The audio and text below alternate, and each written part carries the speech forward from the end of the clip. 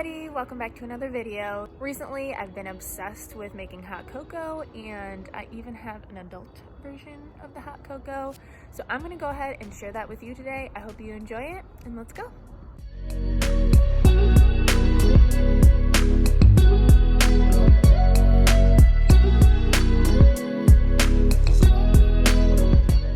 Okay, so now that I have everything set up, I'm going to go ahead and start with the cocoa.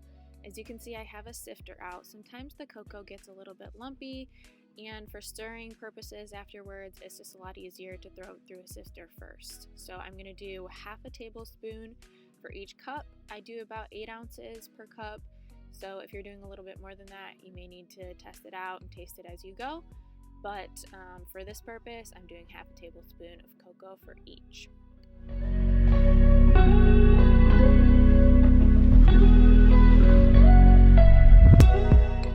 And then at this point, if you want to throw any cinnamon or any other little spices in there, you can do that as well.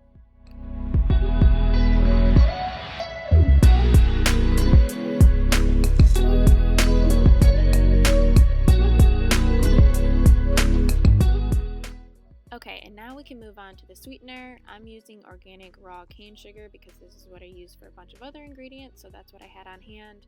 I'm doing a tablespoon for each cup.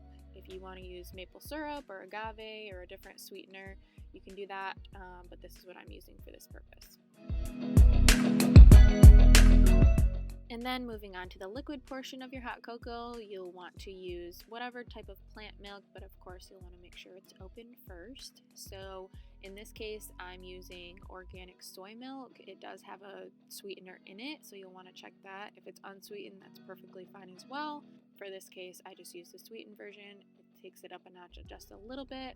You can always do half and half for milk and water as well. Sometimes I do that when I'm running out of milk. But in this case, I wanted to make it extra creamy, so I stuck with all milk.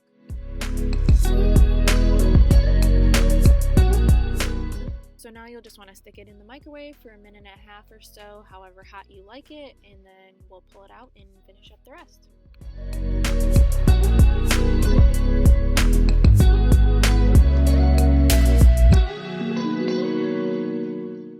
Okay, so now that it's out of the microwave, you can see that it's still a little bit clumpy, so I'm stirring it up.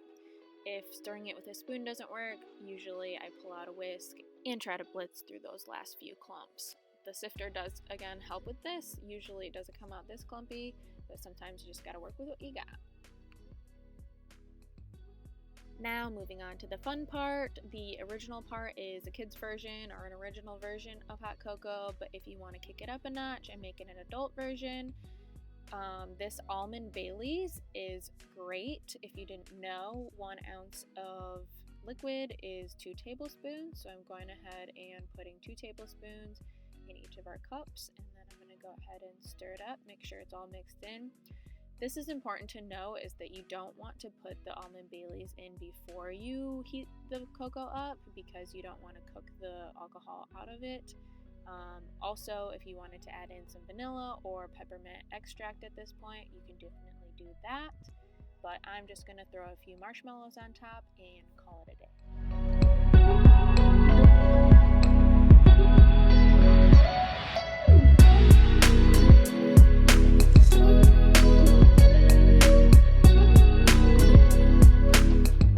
And there you have it, a super delicious, simple DIY way that you can make a nice cup of hot cocoa at the end of the day.